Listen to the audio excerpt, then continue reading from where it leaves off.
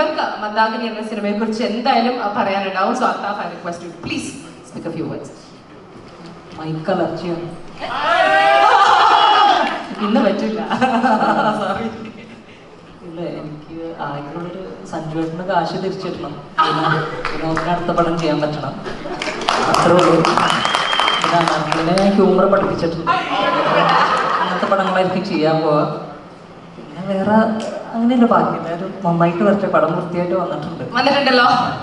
ഒരു സംവിധായകൻ കൂടെയാണല്ലോ അൽത്താഫ്. ബിക്കോസ് ഈ സിനിമയിൽ ഏറ്റവും കൂടുതൽ നടന്മാരെക്കാട്ടും കൂടുതൽ സംവിധായകരാണ്.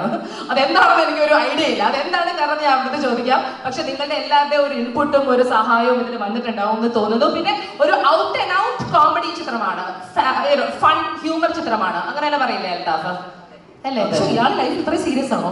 ഇങ്ങനെ മൈക്ക് പറ, മൈക്ക് അലർജി അങ്ങനെയാണ് കുറച്ചങ്ങനെ. പക്ഷെ അങ്ങനെ തന്നെ ഇരിക്കട്ടെ.